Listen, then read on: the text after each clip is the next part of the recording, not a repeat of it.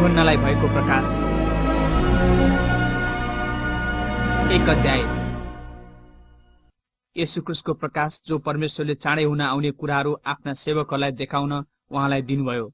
उहाँले आफ्नो दूत पठाएर यो कुरा आफ्नो सेवक यूहन्नालाई प्रकट गरिदिनुभयो। यूहन्नाले देखेका सबै कुराहरूको अर्थात् परमेश्वरको वचन र येशू ख्रीष्टको साक्षीको गवाही दिए।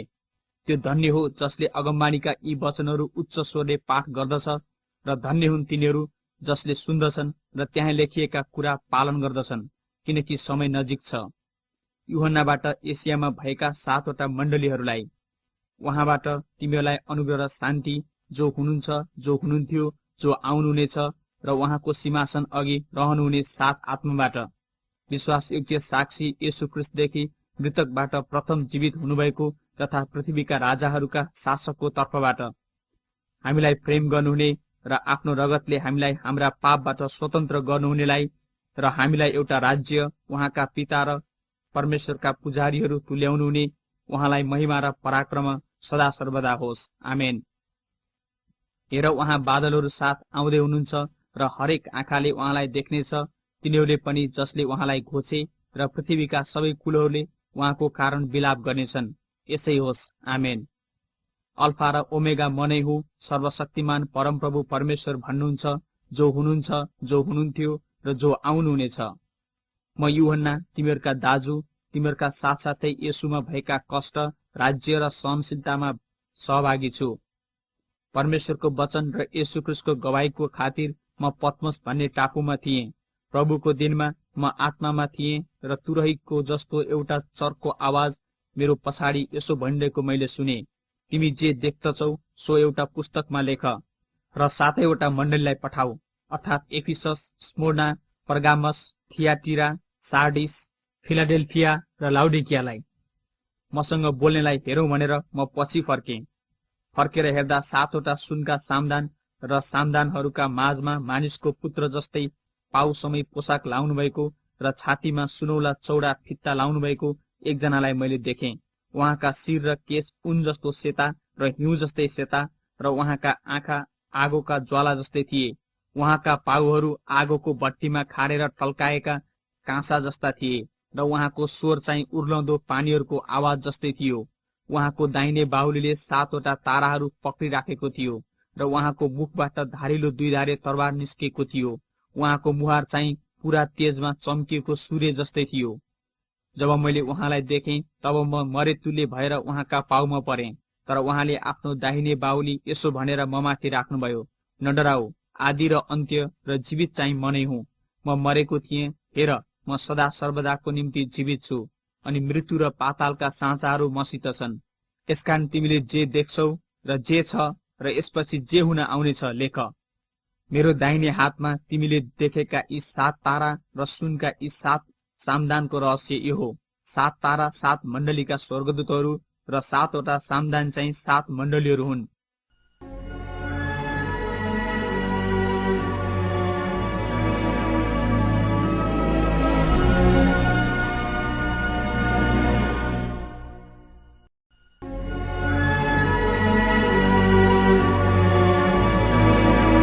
दुई अध्याय।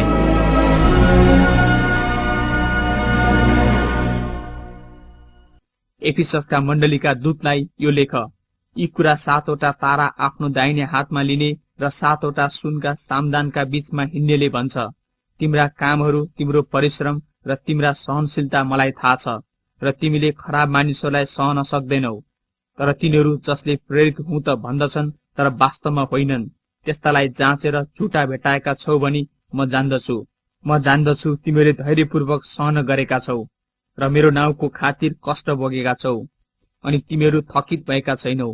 तर तिम्रा विरुद्धमा मसित यो कुरा छ कि तिमीले तिम्रो पहिलो प्रेम त्यागिदिएका छौ। यसकारण कहाँबाट तिमी खसेका छौ सो सम्झ र पश्चाताप गर, अनि तिमीले पहिले गरेका काम गर, नत्र त म तिमी कहाँ आएर तिमीले पश्चाताप गरेनौ भने तिम्रो सामदान त्यसको ठाउँबाट हटाउनेछु। तर तिमीहरूमा यो कुरा त छ कि तिमीहरूले मैले जस्तै निकोलाइटसहरूका काम घृणा गर्छौ। जसको कान छ त्यसले सुनोस्, पवित्र आत्माले मण्डलीहरूलाई के भन्नुहुन्छ। जसले जित्छ त्यसलाई परमेश्वरको स्वर्गलोकमा भएको जीवनको रुखबाट खान दिनेछु। अनि स्मुर्नाका मण्डलीका दूतलाई यो लेख, यी कुरा आदि र अन्त्यले भन्दछ, जो मरेको थियो र फेरि जीवित भयो। म तिम्रा कष्टहरू र तिम्रो दरिद्रतालाई जान्दछु, तर तिमी त धनी नै छौ।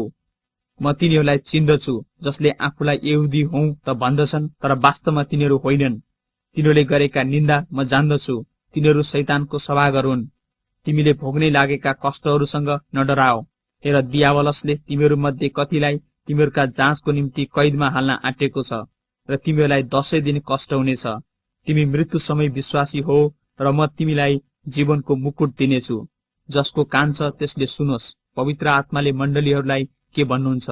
जसले जित्छ त्यसलाई दोस्रो मृत्युदेखि केही हानि हुने छैन। अनि परगाममका मण्डलीका दूतलाई यो लेख, यी कुरा धारिलो दुईधारे तरबार साथमा हुनेले भन्दछ, मलाई थाहा छ तिमी कहाँ बस्छौ, त्यही जहाँ शैतानको सिंहासन छ। तरै पनि तिमीहरू मेरो नाउँमा स्थिर बस्छौ। मेरो विश्वासयोग्य साक्षी एन्टिपासको समयमा पनि ममाथिको आफ्नो विश्वास तिमीहरूले त्यागेनौ। शैतान बस्ने ठाउँमा तिमीहरूकै माझमा तिनी मारिए। तर तिमीहरूका विरुद्धमा मसँग केही कुराहरू छन्, किनभने तिमीहरूसँग यस्ता कोही छन् जसले बालामको शिक्षा मान्छन्। इस्राएलीहरूका अगाडि ठोक्करको कारण बनुन् भनी मूर्तिहरूलाई चढाएको भोजन खान र व्यभिचार गर्न बालामले बालकलाई सिकाए। यसरी नै तिमी कहाँ निकोलाइटसहरूका शिक्षा पालन गर्नेहरू पनि कतिजना छन्। यसकारण पश्चाताप गर, नत्र त म तिमी कहाँ चाँडै आउँछु र मेरो मुखको तरबारले तिनीहरूसँग लडाईँ गर्नेछु। जसको कान छ त्यसले सुनोस्। पवित्र आत्माले मण्डलीहरूलाई के भन्नुहुन्छ? जसले जित्छ त्यसलाई म गुप्त मण्डको केही भाग दिनेछु, र म त्यसलाई नयाँ नाउँ लेखिएको एउटा सेतो पत्थर दिनेछु, जो पाउने बाहेक अरू कसैले जान्दैन। अनि थियाटिराको मण्डलीका दूतलाई यो लेख, यी कुरा परमेश्वरको पुत्रले भन्दछ, जसका आँखा आगोका ज्वाला जस्ता, जसका पाउ टल्काइ राखेको काँसा जस्ता छन्। तिम्रा काम, तिम्रो प्रेम, तिम्रो विश्वास, तिम्रो सेवा र तिम्रो धैर्यपूर्ण सहनशीलता मलाई थाहा छ। तिम्रा पछिल्ला काम अघिल्ला भन्दा बढी छन्, तर तिम्रो विरुद्धमा मैले यो भन्नु छ, तिमी इजेबेल भन्ने स्त्रीलाई सहन गर्छौ। त्यसले आफैलाई अगमवादिनी बन्छे र मेरा सेवकहरूलाई व्यभिचार गर्न र मूर्तिहरूलाई चढाएको भोजन खान सिकाउँछे र यसरी तिनीहरूलाई बहकाउँछे। मैले त्यसलाई पश्चाताप गर्ने समय दिएँ, तर त्यसले आफ्नो व्यभिचारबाट पश्चाताप गर्न इन्कार गरी। हेर, म त्यसलाई रोग शैय्यामा फालिदिनेछु, र त्यससँग व्यभिचार गर्नेहरूले त्यसले गरेका कामहरूबाट पश्चाताप गरेनन् भने म तिनीहरूलाई महासङ्कष्टमा फालिदिनेछु। म त्यसका छोराछोरीहरूलाई मार्नेछु, र सबै मण्डलीहरूले थाहा पाउनेछन् कि म उही हुँ जसले सबैका मन र हृदयको जाँच गर्दछ, र म तिमीहरू हरेकलाई तिमीहरूका काम अनुसार दिनेछु। तर तिमी थियाटिरामा भएको यो शिक्षा नमान्ने तथा कतिले भने झैं शैतानका गहिरा कुराहरू नसिक्ने बाँकी तिमीहरूलाई म भन्दछु, म तिमीहरूमाथि अरू कुनै भार राख्दिन। त्यसो भए तापनि जे तिमीहरूसँग छ म नआउन्जेल त्यसलाई थामिराख।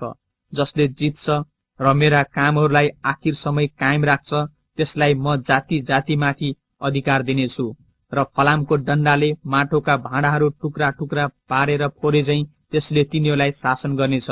जसरी मैले पनि मेरा पिताबाट अधिकार पाएको छु, म त्यसलाई बिहानको तारा दिनेछु।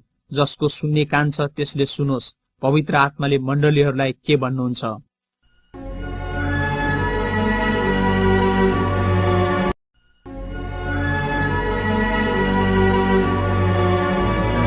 तीन अध्याय।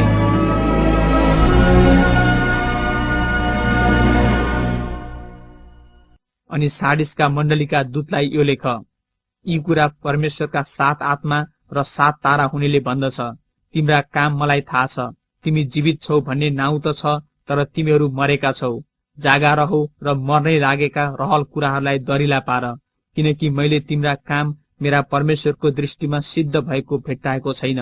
यसकारण तिमीले जे पायौ र सुन्यौ सो सम्झ, त्यसलाई कायम राख र पश्चाताप गर।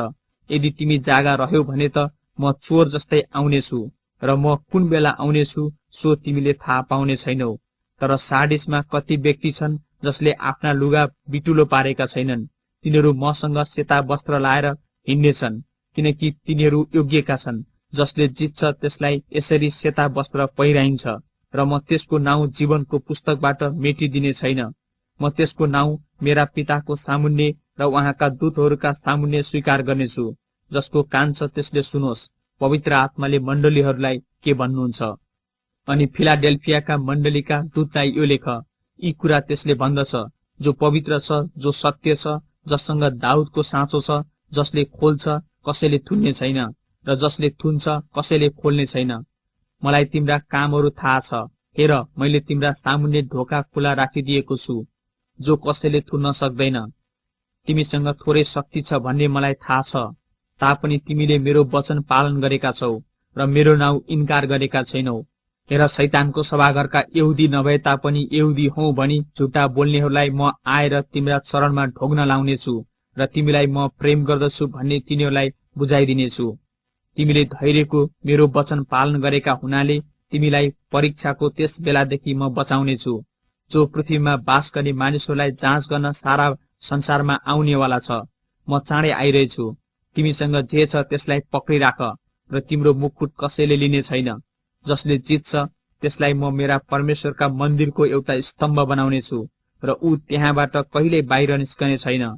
म त्यसमा मेरा परमेश्वरको नाउँ लेख्नेछु र मेरा परमेश्वरका सहरको नाउँ अर्थात् यरुशलेम लेख्नेछु, जो मेरा परमेश्वरबाट स्वर्गदेखि तल आउँदछ। आफ्नै नयाँ नाउँ पनि म त्यसमा लेख्नेछु। जसको कान छ त्यसले सुनोस्, पवित्र आत्माले मण्डलीहरूलाई के भन्नुहुन्छ। अनि लाउडिकियाका मण्डलीका दूतलाई यो लेख, यी कुरा आमेन, विश्वासयोग्य र साँचो साक्षी र परमेश्वरका सृष्टिको शासकले भन्दछ। मलाई तिम्रा कामहरू थाहा छ। तिमी चिसो पनि छैनौ, तातो पनि छैनौ। चिसो कि तातो भए त हुने थियो, किनकि तिमी मनतातो छौ, न चिसो न तातो। यसकारण म तिमीलाई मेरो मुखबाट उकेलिदिनेछु। म धनी छु र मसित धन सम्पत्ति छ र मलाई केही कुराको खाँचो छैन भनी तिमी भन्दछौ, तर तिमीलाई थाहै छैन कि तिमी दुखी, दयनीय, दरिद्र, अन्धा र नाङ्गा छौ।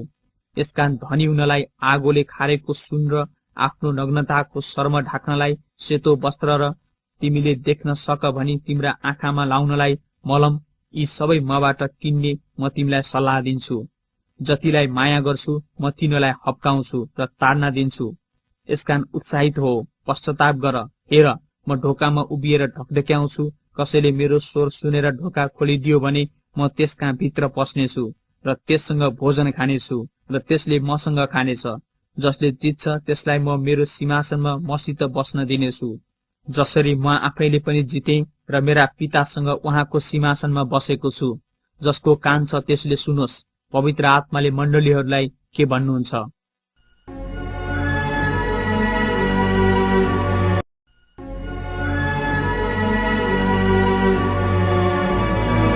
चार अध्याय।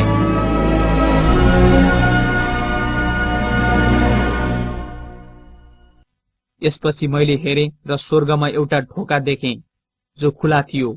मैले पहिले सुनेको स्वर तुरैको जस्तो आवाजमा मसँग यसरी बोलिरहेको थियो, यता माथि आऊ र अब यसपछि जुन कुराहरू हुनुपर्छ सो म तिमीलाई देखाउनेछु।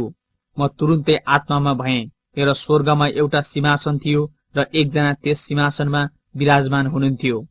त्यहाँ विराजमान हुनुहुनेको मुहार बिल्लो र लालमणि जस्तै देखिन्थ्यो र सिंहासनको वरिपरि पन्ना जस्तो इन्द्रणी थियो। त्यस सिंहासनको वरिपरि 24 सिंहासनहरू थिए र शिरमा सुनका मुकुटहरू र सेता पोसाकहरू पहिरेका 24 जना धर्मगुरुहरू ती सिंहासनमा बसेका मैले देखेँ। त्यस सिंहासनबाट बिजुलीहरू, आवाजहरू र गर्जनहरू निस्केर आउँथे र त्यस सिंहासनको सामुन्ने आगोका 7वटा बत्तीहरू बलिरहेका थिए। यी परमेश्वरका 7 आत्माहरू हुन्। सिंहासनको अघि स्फटिक तुल्य काँचको समुद्र जस्तो थियो।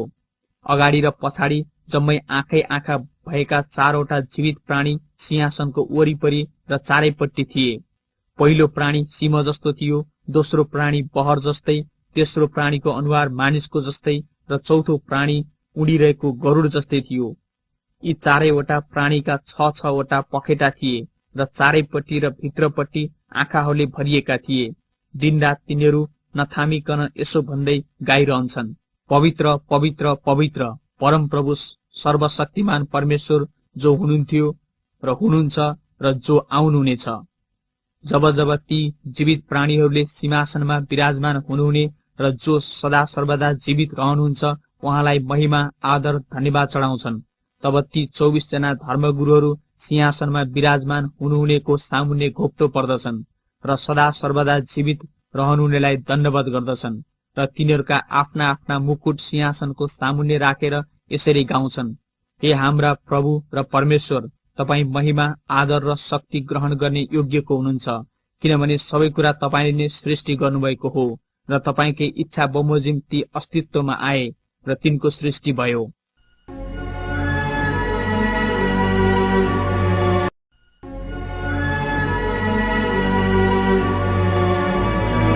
पाँच अध्याय।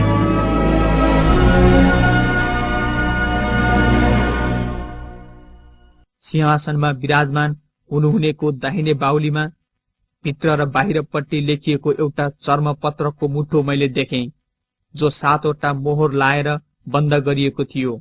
अनि एउटा बलवान स्वर्गदूतलाई ठूलो आवाजले यसो भनिरहेको मैले देखेँ, यो मुठो खोल्न र यसका मोहरहरू तोड्न योग्य को छ? स्वर्गमा अथवा पृथ्वीमा वा पृथ्वीमुनि यो चर्मपत्रको मुठो खोल्न वा त्यसभित्र हेर्न सक्ने कोही थिएन। कोही पनि त्यो चर्मपत्रको मुठो खोल्ने अथवा त्यसभित्र हेर्ने योग्यको नपाइएको हुनाले म खुबै रोएँ। तब धर्मगुरुहरू मध्ये एउटाले मलाई भने, नरौ, हेर, यहुदाका कुलको सिंह दाउदको मूल यो मुठो र यी 7वटा मोहरहरू खोल्न विजयी हुनुभएको छ।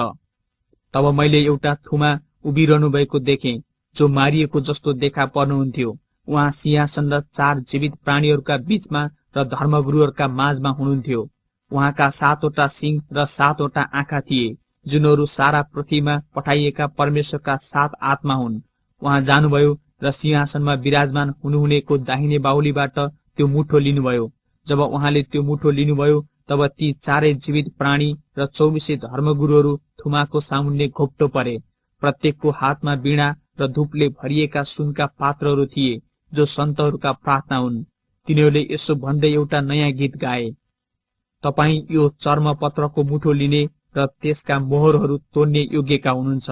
तपाईँ मारिनुभयो र आफ्नो रगतद्वारा तपाईले परमेश्वरको निम्ति हरेक कुल, भाषा, मानिस र जातिबाट मानिसहरूलाई छुटकारा दिनुभयो र तिनीहरूलाई राज्य र हाम्रा परमेश्वरका पुजारी बनाउनु भएको छ र तिनीहरूले पृथ्वीमा राज्य गर्नेछन्।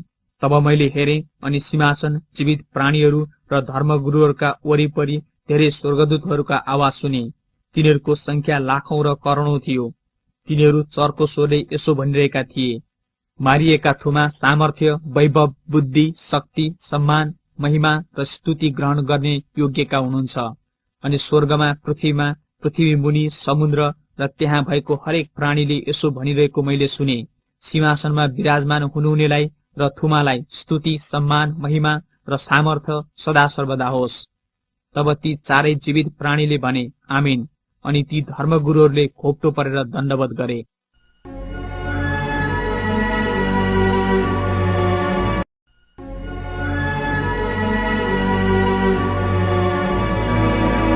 अध्याय।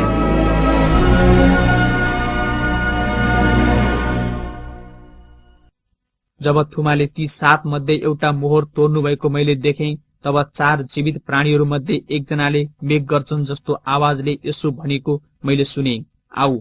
अनि मैले एउटा सेतो घोडा देखेँ। त्यसमाथि सवार हुनेसित एउटा धनु थियो र त्यसलाई एउटा मुकुट दिइयो, अनि त्यो विजयी भएर विजय गर्न निस्कियो। जब उहाँले दोस्रो मोहर तोड्नुभयो, तब दोस्रो जीवित प्राणीले आऊ भनेको मैले सुने।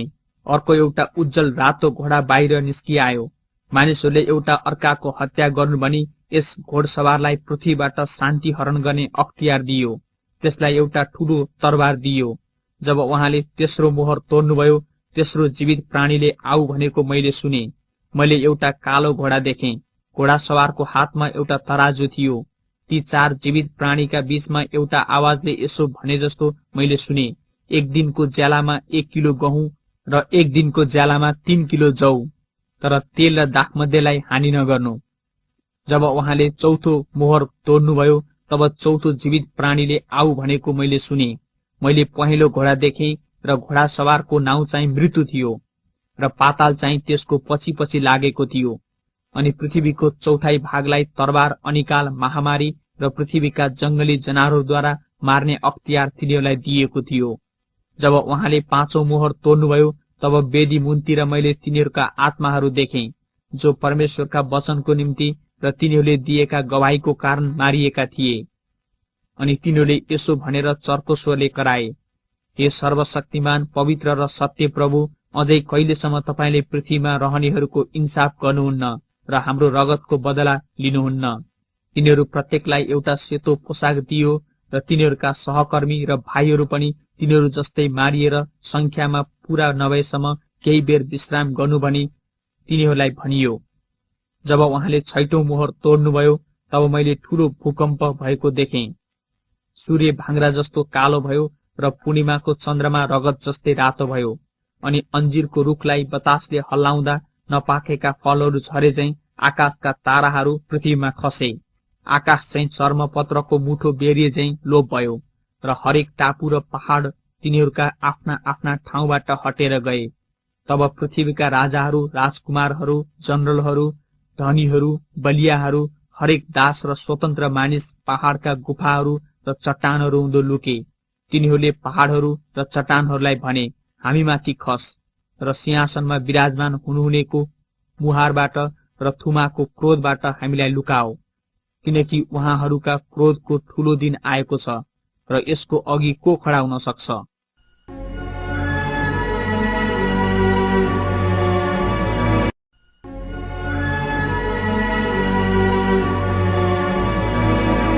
सात अध्याय।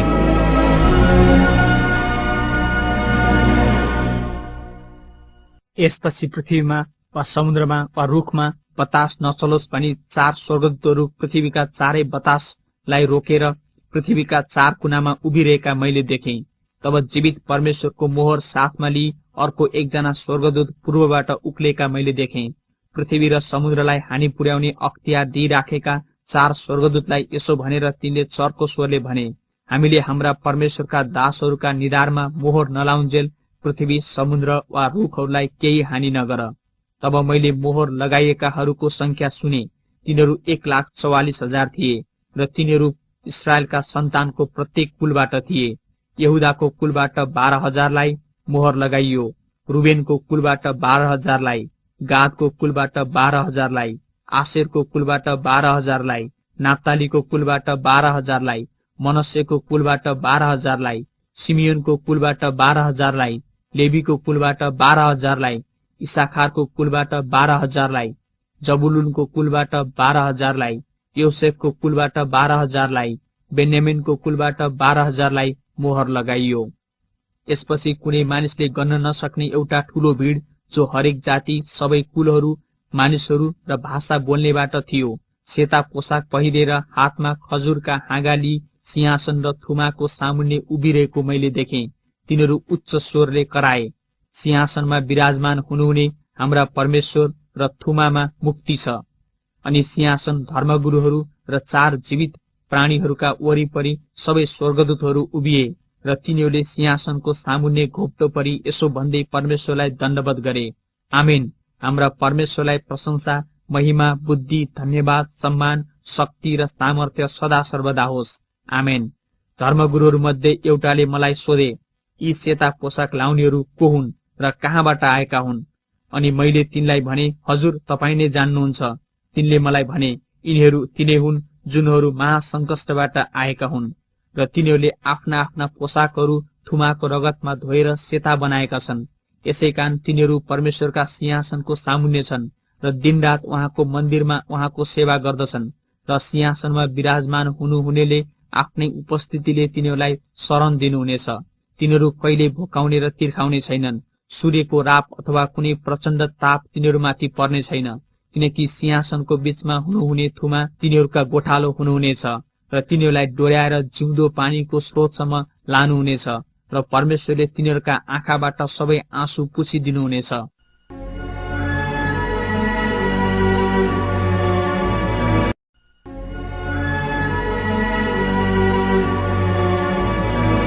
अध्याय।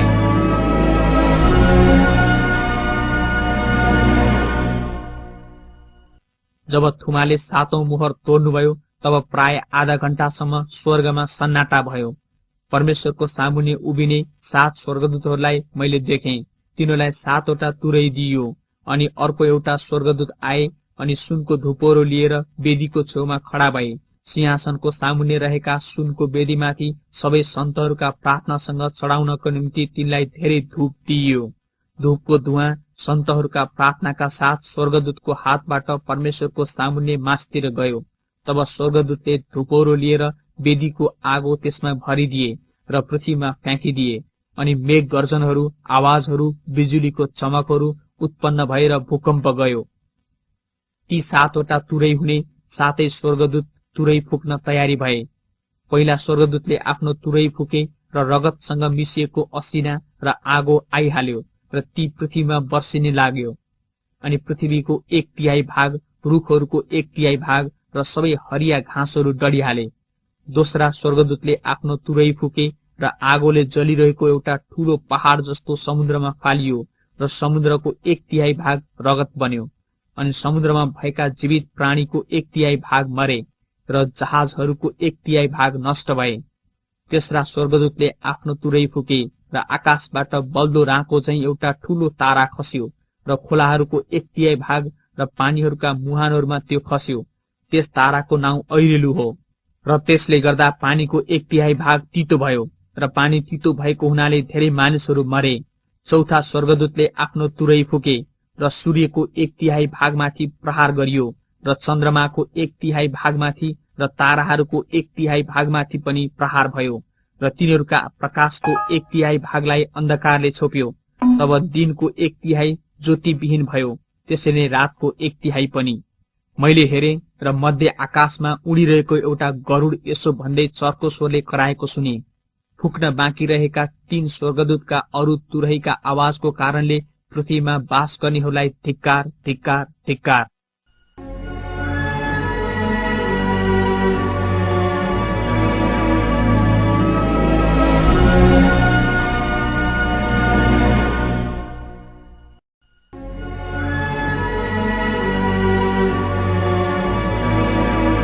अध्याय।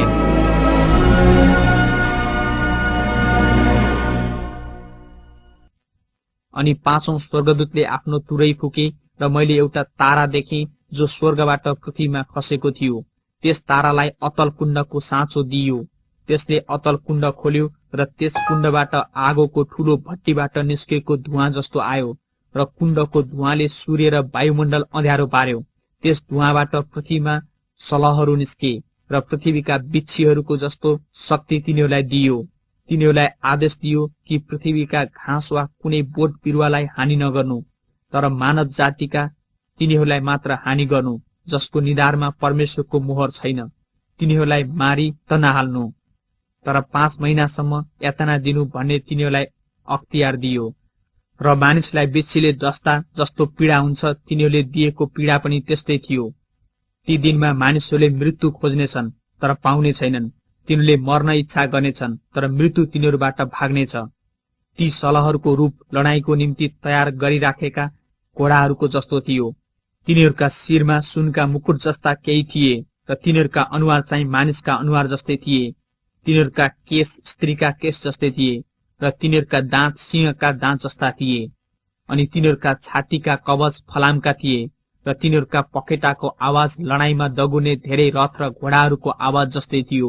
तिनीहरूका पुच्छर र खिल बिच्छीका जस्तै थिए। तिनीहरूका पुच्छरमा 5 महिनासम्म मानिसलाई कष्ट दिने शक्ति थियो। अतल कुण्डको दूत तिनीहरूको राजा थियो। हिब्रू भाषामा त्यसको नाउँ एबाडोन र ग्रीक भाषामा त्यसको नाउँ अपोलियोन हो। पहिलो विपत्ति गइहाल्यो, यसपछि फेरि 2 विपत्ति आउन बाँकी छन्। अनि 6औं स्वर्गदूतले आफ्नो तुरै फुके र मैले परमेश्वरको अगाडि रहेका सुनका वेदीका 4 सिङबाट निस्केको एउटा आवाज सुने। तुरै लिने 6औं स्वर्गदूतलाई यसो भनेको मैले सुने, ठूलो नदी युफ्रेटिसमा बाँधी राखेका यी 4 दूतलाई छोडिदेऊ। अनि ती 4 दूतहरू छोडिए, जुनहरू मानिस जातिको 1/3 मार्नलाई त्यस घडी, त्यस दिन, त्यस महिना र त्यस वर्षको निम्ति तयार पारिराखेका थिए। ती घोडा सवार फौजको संख्या 20 करोड थियो। मेरो दर्शनमा देखिएका घोडा र घोडसवारहरू यस्ता थिए। तिनीहरूका छातीका कवचहरू आगोको, नीलमणि र गन्धकको रङका थिए। ती घोडाहरूका शिर सिंहहरूका शिर जस्ता थिए। तिनीहरूका मुखबाट आगो धुवाँ र गन्धक निस्कन्थे। तिनीहरूका मुखबाट निस्केका आगो धुवाँ र गन्धकका तीन विपत्तिद्वारा मानिस जातिको 1/3 मारियो, किनकि ती घोडाहरूको शक्ति तिनीहरूका मुख र पुच्छरमा थियो, किनभने तिनीहरूका पुच्छर सर्प जस्ता थिए, जसका टाउका थिए, तीद्वारा तिनीहरूले मानिसलाई चोट पार्थे। यी विपत्तिद्वारा नमारिएका बाँकी मानिसहरूले आफ्ना हातका कामबाट अझ पनि पश्चाताप गरेनन्। तिनीहरूले भूतहरूलाई र देख्न नसक्ने, सुन्न नसक्ने र हिँड्न नसक्ने सुन, चाँदी, काँसा, ढुङ्गा र काठका मूर्तिहरूलाई पुज्न छोडेनन्। तिनीहरूले आफूले गरेको हत्या, जादुगरी, व्यभिचार र चोरीको पश्चाताप गरेनन्।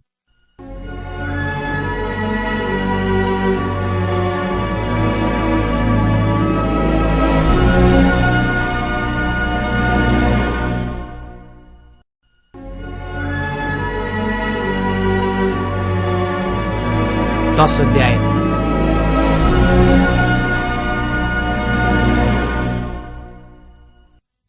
मैले बादलमा लपेटिएको अर्का शक्तिशाली स्वर्गदूतलाई स्वर्गबाट ओर्लेका देखेँ। तिनको शिरमा इन्द्रिणी थियो र तिनको मुहार सूर्य जस्तो र पाउहरू आगोका खामा जस्ता थिए। तिनको हातमा खोलिराखेको एउटा सानो चर्मपत्रको मुठो थियो। तिनले आफ्नो दाहिने खुट्टा समुद्रमा र देब्रे खुट्टा जमिनमा राखे अनि सिंह गर्जे झैं तिनी ठूलो स्वरले कराए र तिनी कराएपछि 7 मेघ गर्जनहरूको आवाज आयो। जब ती 7 मेघ गर्जनहरूले आफ्नो आफ्नो आवाज निकाले, म लेख्ने लागेको थिएँ। त्यसै बेला स्वर्गबाट यसो भन्ने आवाज मैले सुने, ती 7 मेघ गर्जनहरूले निकालेका आवाजलाई गुप्त राख र ती नलेख। तब समुद्र र जमिनमा उभिएका जुन स्वर्गदूतहरूलाई मैले देखेको थिएँ, तिनले आफ्नो हात स्वर्गतिर उचाले अनि सदा सर्वदा जीवित रहनुहुने तथा स्वर्ग र त्यसमा भएका कुराहरू, पृथ्वी र त्यसमा भएका कुराहरू, समुद्र र त्यसमा भएका कुराहरूलाई सृष्टि गर्नुहुनेको नाउँमा तिनले शपथ खाएर अब ढिलो हुने छैन भने। तर ती दिनहरूमा जब 7औं स्वर्गदूतले आफ्नो तुरही फुक्ने लाग्छन्, उहाँले आफ्ना दास अगमवक्ताहरूलाई घोषणा गर्नुभए चाहिँ परमेश्वरको रहस्य पूरा हुनेछ। तब स्वर्गबाट मैले सुनेको आवाजले मलाई फेरि यसो भन्यो, जाऊ, समुद्र र जमिनमा उभिने दूतको हातमा भएको खुला चर्मपत्रको मुठो ल्याऊ। अनि म स्वर्गदूत कहाँ गएँ र त्यो सानो चर्मपत्रको मुठो मागे अनि तिनले मलाई भने, यो ल्याऊ र खाऊ, यसले तिम्रो पेट अमिलो गराउनेछ, तर तिम्रो मुखमा चाहिँ त्यो मह जस्तै गुलियो हुनेछ। मैले ती स्वर्गदूतको हातबाट त्यो सानो चर्मपत्रको मुठो लिएँ र खाएँ। मेरो मुखमा त्यो मह जस्तै गुलियो भयो, तर त्यो खाएपछि मेरो पेट अमिलो भयो। तब मलाई यो भनियो, तिमीले धेरै मानिसहरू, जातिहरू, भाषाहरू र राजाहरूका विषयमा फेरि अगमवाणी बोल्नु पर्नेछ।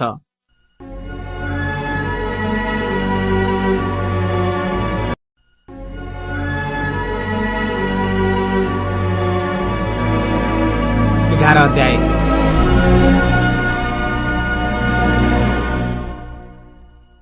त्यसपछि नाप्ने टाँगो जस्तै एउटा निगालो मलाई दियो र यसो भनियो, उठ र परमेश्वरको मन्दिर र वेदीको नाप ल्याऊ र त्यहाँ आराधना गर्नेहरूको गन्ती ल्याऊ। तर मन्दिर बाहिर रहेका आँगनलाई चाहिँ छोड र ननाप, किनकि त्यो चाहिँ जाति जातिहरूलाई दिएको छ र 42 महिनासम्म पवित्र सहरलाई तिनीहरूले कुल्चीमिल्ची गर्नेछन्। मेरा 2 साक्षीहरूलाई 1260 दिनसम्म भाङ्राको वस्त्र लाएर अगमवाणी बोल्ने शक्ति म दिनेछु। पृथ्वीका प्रभुको सामुन्ने खडा रहेका जैतुनका 2 रुखहरू र 2 सामदानहरू यिनै हुन्। यदि कुनै मानिसले तिनीहरूलाई हानि गर्ने इच्छा गर्यो भने तिनीहरूका मुखबाट निस्केको आगोले तिनीहरूका शत्रुहरूलाई नाश गर्नेछ। कुनै मानिसले तिनीहरूलाई हानि गर्ने इच्छा गर्यो भने त्यो त्यही किसिमले मारिनेछ। तिनीहरूले अगमवाणी बोलेका दिनहरूमा पानी नपरोस् पनि आकाश बन्द गर्ने तिनीहरूसित शक्ति छ र पानीहरूलाई रगत तुल्याउने र तिनीहरूलाई इच्छा लागेको बेलामा पृथ्वीमा हर किसिमका विपत्ति ल्याउने तिनीहरूसित शक्ति छ। तिनीहरूले आफ्नो गवाहीको काम सिद्ध्याइसकेपछि अतल कुण्डबाट निस्कि आउने त्यस पशुले तिनीहरूसँग लडाईँ गरी तिनीहरूलाई जितेर मार्नेछ। तिनीहरूका लासहरू त्यस ठूलो सहरको सडकमा पडिरहनेछन्, जुन सहरलाई दृष्टान्तको रूपमा सदोम र मिस्र भनिन्छ, जहाँ तिनीहरूका प्रभु क्रुसमा टाँगिनु भएको थियो। 3.5 दिनसम्म तिनका लासहरूलाई मानिसहरू, कुलहरू, भाषाहरू र जातिका मानिसहरूले हेर्नेछन् र ती लासहरू गाड्न दिने छैनन्। पृथ्वीमा रहनेहरू तिनीहरूका मृत्युमा रमाउनेछन्, आनन्द मनाउनेछन् र आपसमा उपहार लिने दिने गर्नेछन्, किनभने ती दुई अगमवक्ताहरूले पृथ्वीमा रहनेहरूलाई शास्ति दिएका थिए। 3.5 दिनपछि परमेश्वरबाट आएको जीवनको सास तिनीहरूभित्र पस्यो र तिनीहरू आफ्ना गोडामा खडा भए, अनि तिनीहरूलाई देख्नेहरूमाथि ठूलो डर छायो। अनि तिनीहरूले स्वर्गबाट एउटा यस्तो ठूलो आवाज सुने, यता माथि आओ। र तिनीहरूका शत्रुहरूले हेर्दा हेर्दै तिनीहरू बादलमा स्वर्गतिर गए। त्यही घडी ठूलो भूकम्प भयो र शहरको 10औं भाग ढल्यो र भूकम्पमा 7,000 मानिसहरू मारिए। अरू बाँचेकाहरू डराए र स्वर्गका परमेश्वरलाई महिमा दिए। दोस्रो विपत्ति बित्यो र तेस्रो विपत्ति चाँडै आउँदैछ। अनि 7औं स्वर्गदूतले आफ्नो तुरै फुके र त्यसपछि स्वर्गमा यसो भन्ने ठूला ठूला आवाज गुन्जिए, संसारको राज्य हाम्रा प्रभु र उहाँका ख्रीष्टको राज्य भएको छ, अनि उहाँले सदा सर्वदा राज्य गर्नुहुनेछ। अनि परमेश्वरको सामुन्ने आफ्नो आफ्नो सिंहासनमा बस्ने ती 24 धर्मगुरुहरूले घोप्टो परी परमेश्वरलाई दण्डवत गरे र भन्न लागे, हे परम प्रभु परमेश्वर सर्वशक्तिमान, हामी तपाईलाई धन्यवाद चढाउँछौ, जो हुनुहुन्छ, जो हुनुहुन्थ्यो, किनभने तपाईले आफ्नो ठूलो सामर्थ्य हातमा लिनुभयो र राज्य गर्न थाल्नुभयो। जाति जातिहरू क्रुद्ध भए, तर तपाईको क्रोध प्रकट भयो। मरेकाहरूका इन्साफको समय आयो र तपाईका दासहरू र अगमवक्ताहरू र सन्तहरूलाई र तपाईका नाउँको डर मान्ने ठूला सानाहरूलाई इनाम दिने समय र पृथ्वीको विनाश गर्नेहरूलाई नाश गर्ने समय आयो। स्वर्गमा परमेश्वरको मन्दिर खोलियो र उहाँको मन्दिरभित्र उहाँका करारको सन्दुक देखियो। बिजुलीका चमक देखिए, आवाज र मेघ गर्जनहरू सुनिए, भूकम्प गए र ठूला ठूला असिना परे।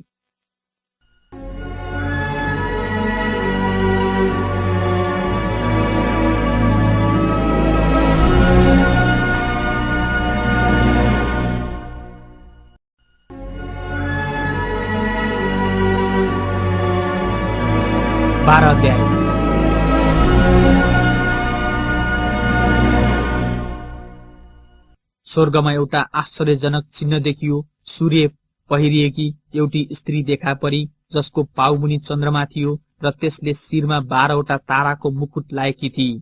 त्यो गर्भवती थिई र जन्माउने अवस्थाको पीडामा प्रसव वेदनाले चिच्याइरहेकी थिई। अनि स्वर्गमा अर्को एउटा चिन्ह देखियो, 7वटा शिर, 10वटा सिंह र शिरमा 7वटा मुकुट लाएको एउटा ठूलो रातो अजिङ्गर देखा पर्यो। त्यसको पुच्छरले स्वर्गको 1/3 ताराहरूलाई सोहोरेर पृथ्वीमा फालिदियो। बालक जन्माउन साथ त्यसलाई निलिहालौं भनी त्यो अजिङ्गर बालक जन्माउन लागेकी स्त्रीको सामुन्ने खडा थियो। त्यस स्त्रीले सारा जातिलाई फलामको डण्डाले शासन गर्ने एउटा छोरो जन्माई। त्यसको बालक परमेश्वर कहाँ उठाएर उहाँको सिंहासनमा लगियो। त्यो स्त्री चाहिँ उजाड स्थानतिर भागी, जहाँ 1260 दिनसम्म त्यसको पालन पोषण होस् भनेर परमेश्वरले त्यसको लागि ठाउँ तयार राख्नु भएको थियो। अनि स्वर्गमा लडाईँ भयो। मिखाएल र तिनका दूतहरूले त्यस अजिङ्गरसँग युद्ध गरे। अजिङ्गर र त्यसका दूतहरूले पनि युद्ध गरे, तर तिनीहरू हारे र तिनीहरूका निम्ति स्वर्गमा कुनै ठाउँ रहेन। त्यो ठूलो अजिङ्गर तल फालियो, त्यो प्राचीन सर्प जो सारा संसारलाई बहकाउने दियावलस वा शैतान हो। त्यो पृथ्वीमा फ्याँकियो र त्यसका दूतहरू त्यसका साथसाथै फ्याँकिए। तब मैले स्वर्गमा यसो भनिरहेको एउटा ठूलो आवाज सुने, अब हाम्रा परमेश्वरको मुक्ति, शक्ति, राज्य र उहाँका ख्रीष्टको अधिकार आएको छ, किनकि हाम्रा भाइहरूलाई दोष लगाउने, जसले हाम्रा परमेश्वरको सामुन्ने तिनीहरूलाई दिनरात दोष लगाउँछ, त्यो तल फ्याँकिएको छ। तिनीहरूले थुमाको रगत र आफ्ना गवाईको वचनको कारण त्यसलाई जितेका छन् र तिनीहरूले मृत्युसम्मै पनि आफ्नो ज्यानको माया राखेनन्। यसकारण हे स्वर्गमा रहनेहरू, तिमीहरू रमाओ, तर पृथ्वी र समुद्रलाई धिक्कार छ, किनभने आफ्नो समय अल्प छ भनी थाहा पाएर दियावलस ठूलो क्रोध साथ तिनीहरू कहाँ तल आएको छ। जब त्यस अजिङ्गरले आफू पृथ्वीमा फ्याँकिएको देख्यो, तब त्यसले छोरो जन्माउने त्यस स्त्रीलाई खेद्यो। तर त्यस स्त्रीलाई त्यस सर्पको सम्मुखबाट उजाड स्थानमा उडेर जानलाई ठूलो गरुडका 2 पखेटा दिए। त्यो उजाड स्थान 3.5 वर्षसम्म त्यस स्त्रीको पालन पोषणको निम्ति तयार गरिएको थियो। त्यस स्त्रीलाई बाढले बगाओस् भनेर त्यस सर्पले स्त्रीको पछि आफ्नो मुखबाट नदी जस्तै पानी निकाल्यो। तर पृथ्वीले त्यस स्त्रीलाई सहायता गर्यो र अजिङ्गरले आफ्नो मुखबाट निकालेको नदी पृथ्वीले आफ्नो मुख उगारेर निलिदियो। तब त्यो अजिङ्गर त्यस स्त्रीसँग क्रोधित भयो र त्यसका बाँकी सन्तानसँग युद्ध गर्न गयो अर्थात् तिनीहरूसँग जुनहरूले परमेश्वरका आज्ञाहरू पालन गर्दछन् र येशूको गवाही दिन्छन्। अनि त्यो अजिङ्गर समुद्रको किनारमा खडा भयो।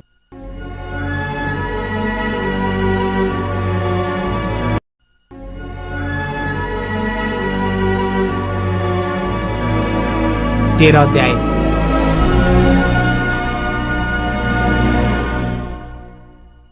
समुद्रबाट एउटा पशु निस्किआएको मैले देखेँ, जसका 10वटा सिङ र 7वटा शिर थिए। त्यसका सिङमा 10वटा मुकुट थिए र त्यसका शिरमा ईश्वर निन्दाको नाउँ थिए। मैले देखेको त्यो पशु चितुवा जस्तै थियो। त्यसका खुट्टाहरू भालुका जस्ता थिए र त्यसको मुख सिंहको जस्तो थियो। त्यस अजिङ्गरले त्यस पशुलाई आफ्नो शक्ति, आफ्नो सिंहासन र ठूलो अधिकार दियो। त्यसको एउटा शिरमा चाहिँ घातक चोट लागेको जस्तो देखिन्थ्यो, तर त्यसको चोट निको भयो। अनि सारा पृथ्वी छक्क परेर त्यस पशुको पछि पछि लाग्यो। मानिसहरूले अजिङ्गरको पूजा गर्दथे, किनकि त्यसले आफ्नो अधिकार पशुलाई दिएको थियो। तिनीहरूले यसो भन्दै पशुको पूजा गरे, यो पशु जस्तो अरू को छ? यसको विरुद्धमा को लड्न सक्ने? त्यसलाई अहंकारी र ईश्वर निन्दक शब्दहरू उच्चारण गर्ने मुख दिइयो। त्यसलाई 42 महिनासम्म अधिकार चलाउने अनुमति दिइयो। परमेश्वरको विरुद्धमा निन्दा गर्न, उहाँको नाउँ र उहाँको वासस्थान र स्वर्गमा बस्नेहरू समेत सबैको निन्दा गर्नलाई त्यसले आफ्नो मुख खोल्यो। अनि त्यसलाई सन्तहरूसँग लडाईँ गर्न र तिनीहरूलाई जित्न अनुमति दिइयो। सबै कुलहरू, मानिसहरू, भाषाहरू र जातिहरूमाथि त्यसलाई अधिकार दिइयो र पृथ्वीमा बास गर्ने सबैले त्यस पशुको पूजा गर्नेछन्। अर्थात् तिनीहरूले जसको नाउँ संसारको सृष्टिदेखि नै मारिनुभएका थुमाका जीवनको पुस्तकमा लेखिएको छैन। जसको कान छ त्यसले सुनोस्। कैदमा जानुपर्ने कैदमा नै जानेछ, तरबारले मारिने चाहिँ तरबारले नै मारिनेछन्। सन्तहरूको सहनशीलता र विश्वास यसैमा छ। अनि पृथ्वीबाट निस्किरहेको अर्को एउटा पशु मैले देखेँ। त्यसको पनि थुमाका जस्तै 2वटा सिङ थिए र अजिङ्गर जस्तै त्यो बोल्दथ्यो। त्यसले पहिलो पशुको उपस्थितिमा त्यही पशुको सारा अधिकार चलाउँदथ्यो र पृथ्वी र त्यसका सम्पूर्ण बासिन्दाहरूलाई पहिलो पशुको पूजा गर्न लाउँथ्यो, जसको घातक चोट निको भएको थियो। मानिसका आँखाको अघि आकाशबाट पृथ्वीमा आगो झार्ने जस्ता ठूला ठूला चिन्हहरू पनि त्यसले गर्यो। पहिलो पशुको उपस्थितिमा जुन चमत्कार देखाउने शक्ति त्यसलाई दिएको थियो, त्यहीद्वारा त्यसले पृथ्वीका बासिन्दाहरूलाई बहकायो। तरबारको चोट खाएर पनि जीवित भएको त्यस पहिलो पशुको सम्मानमा एउटा मूर्ति बनाउने हुकुम त्यसले तिनीहरूलाई दियो। त्यस पहिलो पशुको मूर्तिमा सास हालिदिने अनुमति त्यसलाई दियो, यस हेतुले कि पशुको त्यो मूर्ति बोल्न सकोस् र त्यस पशुको मूर्तिलाई नपुज्नेहरू मारिउन्। अनि त्यसले साना र ठूला, धनी र गरिब, फुक्का र कमारा सबैलाई तिनीहरूका दाहिने हात वा निधारमा छाप लगाउन लायो। त्यो छाप नभइकन कसैले पनि किनमेल गर्न नपाउने भयो। त्यो छाप चाहिँ त्यस पशुको नाउँ वा त्यसका नाउँको संख्या हो। बुद्धिमत्ता यसैमा छ, जसको समझ छ त्यसले त्यस पशुको संख्या जोडोस्, किनकि त्यो कुनै मानिसको संख्या हो र यो संख्या चाहिँ 666 हो।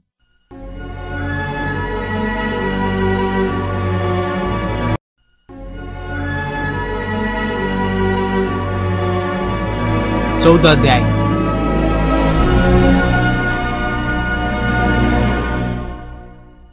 अनि मैले हेरेँ र सियोन डाँडामा थुमा खडा हुनुभएको मैले देखेँ।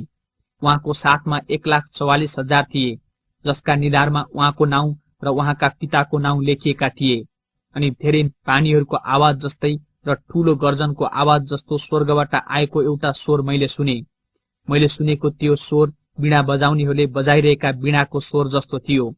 सिंहासनको र ती 4 जीवित प्राणीहरूका र धर्मगुरुहरूका अगाडि तिनीहरूले एउटा नयाँ गीत गाउँदथे। पृथ्वीबाट मोल तिरी छुटाएका 1,44,000ले बाहेक कसैले त्यो गीत सिक्न सक्दैनथ्यो। तिनीहरू स्त्रीसँग लसपस भएका थिएनन् र आफूलाई चोखो राखेका थिए। थुमा जता जता जानुहुन्छ उहाँको पछि पछि लाग्नेहरू यिनीहरू नै हुन्। परमेश्वर र थुमाको निम्ति पहिलो फलको रूपमा मानिसहरूका बीचबाट यिनीहरू मोल तिरी छुटाइएका थिए। तिनीहरूका मुखमा कुनै झुट पाइएन, तिनीहरू निष्कोट छन्। अनि अर्को स्वर्गदूतलाई मध्य आकाशमा उडिरहेका मैले देखेँ। पृथ्वीमा रहने हरेक जाति, कुल, भाषा र मानिसलाई घोषणा गर्ने अनन्त सुसमाचार तिनीसँग थियो। तिनले चर्को स्वरमा भने, परमेश्वरसँग डराओ र उहाँलाई महिमा देऊ, किनकि उहाँका इन्साफको घडी आएको छ स्वर्ग, पृथ्वी, समुद्र र पानीका मूलहरू बनाउनु हुनेलाई दण्डवत गर। अनि एउटा अर्को स्वर्गदूत अर्थात् दोस्रा चाहिँ यसो भन्दै पछि पछि लागे, पतन भयो, जाति जातिलाई आफ्नो व्यभिचारका क्रोधको मध्य पिउन लाउने महान बेबिलोनको पतन भयो। त्यसपछि तेस्रा स्वर्गदूत चर्को स्वरले यसो भन्दै तिनीहरूका पछि आए, यदि कुनै मानिसले त्यो पशु र त्यसको मूर्तिलाई पुज्यो र निधार वा हातमा त्यसको छाप लियो भने त्यसले पनि उहाँका क्रोधको कचौरामा केही नमिसाई तयार गरिएको परमेश्वरका क्रोधको कडा मध्य पिउनेछ र पवित्र स्वर्गदूतहरू र थुमाको सामुन्ने आगो र गन्धकमा त्यसलाई यातना दिइनेछ। तिनीहरूका यातनाको धुवाँ सदा सर्वदा मासतिर गइरहनेछ। तिनीहरू यिनै हुन् जसले त्यो पशु र त्यसको मूर्तिलाई पूजा गर्छन् र त्यसका नाउँको छाप लिन्छन्। तिनीहरूले दिनरात कहिले पनि आराम पाउने छैनन्। परमेश्वरका आज्ञाहरू पालन गर्ने र यसुमाथि विश्वास राख्ने सन्तहरूको धैर्य धारण यसैमा छ। अनि स्वर्गबाट आएको यस्तो आवाज मैले सुने, यो लेख, अब उपरान्त प्रभुमा मर्नेहरू धन्यका हुन्। आत्मा भन्नुहुन्छ, हो, तिमीहरूले आफ्नो आफ्नो परिश्रमबाट आराम पाउनेछन्, किनकि तिनीहरूका काम तिनीहरूका पछि लाग्नेछन्। अनि मैले हेरेँ र एउटा सेतो बादल र त्यसमाथि बस्नु भएको मानिसको पुत्र जस्तो एकजनालाई देखेँ, जसको शिरमा सुनको मुकुट थियो र हातमा एउटा धारिलो हँसिया थियो। अर्को एउटा स्वर्गदूत मन्दिरबाट बाहिर आए र बादलमाथि बस्नुलाई चर्को स्वरले भने, तपाईको हँसिया लिनुहोस् र कटनी गर्नुहोस्, किनकि कटनीको समय आएको छ, किनभने पृथ्वीको बाली पुरै पाकिसकेको छ। यसरी बादलमाथि बस्नुहुनेले आफ्नो हँसिया पृथ्वीमाथि चलाउनुभयो अनि पृथ्वीको कटनी भयो। अनि स्वर्गमा भएको मन्दिरबाट एउटा अर्को स्वर्गदूत बाहिर आए, तिनीसँग पनि एउटा धारिलो हँसिया थियो। तब वेदीबाट अर्को स्वर्गदूत आए, जसको आगोमाथि शक्ति थियो।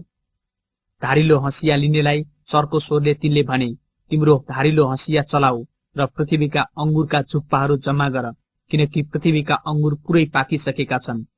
ती स्वर्गदूतले आफ्नो हँसिया पृथ्वीमा चलाए र पृथ्वीका अंगुरको फसल जम्मा गरे र त्यसलाई परमेश्वरका क्रोधको ठूलो दागकुण्डमा फालिदिए। शहर बाहिरको दागकुण्डमा ती अंगुर कुल्चिए। दागकुण्डबाट रगत निस्कि बग्यो। त्यो रगत घोडाको लगामसम्म पुग्ने गरी गहिरो थियो र 300 किलोमिटरसम्म फैलिएको थियो।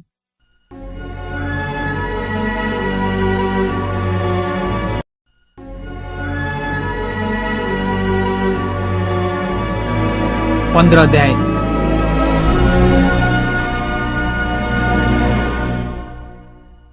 मैले स्वर्गमा ठूलो र अचम्मको अर्को एउटा चिन्ह देखेँ। 7 स्वर्गदूतहरूले 7वटा अन्तिम विपत्ति लिएका थिए, किनकि तिनीहरूमा नै परमेश्वरको क्रोध समाप्त भएको छ। आगोसँग मिसिएका काँचको समुद्र जस्तो मैले देखेँ। त्यहाँ पशु र त्यसको मूर्तिमाथि र त्यसका नाउँको संख्यामाथि विजय पाउनेहरू आफ्ना हातमा परमेश्वरको वीणा लिई त्यस काँचका समुद्रको किनारमा खडा थिए। तिनीहरूले यसो भनेर परमेश्वरका दास मूसाको भजन र थुमाको भजन गाउँदै थिए, हे परमप्रभु परमेश्वर सर्वशक्तिमान, तपाईका कार्य महान र आश्चर्यपूर्ण छन्। युग युगका महाराजा, तपाईका मार्ग धार्मिक र सत्य छन्। हे परमप्रभु, तपाईको डर कसले मान्दैन र तपाईका नाउँको महिमा कसले गर्दैन, किनकि तपाई मात्र पवित्र हुनुहुन्छ। सबै जातिले आएर तपाईलाई दण्डवत गर्नेछन्, किनभने तपाईका धार्मिक कार्यहरू प्रकट भएका छन्। यी कुरापछि मैले हेरेँ र स्वर्गमा गवाहीका मण्डपको मन्दिर उगारियो। स्वच्छ र उज्जवल वस्त्र धारण गरेका र छातीमा सुनौलो फित्ता बाँधेका 7 स्वर्गदूतहरू 7 विपत्ति लिएर मन्दिरबाट बाहिर निस्के। ती 4 जीवित प्राणी मध्ये एउटाले सदा सर्वदा जीवित रहनुहुने परमेश्वरको क्रोधले भरिएका सुनका 7 कचौरा ती 7 स्वर्गदूतलाई दिए। अनि परमेश्वरको महिमा र उहाँका शक्तिको कारण मन्दिर धुवाँले भरियो। ती 7 स्वर्गदूतका 7 विपत्ति नसिद्धिउन्जेल कोही पनि मन्दिरभित्र पस्न सकेन।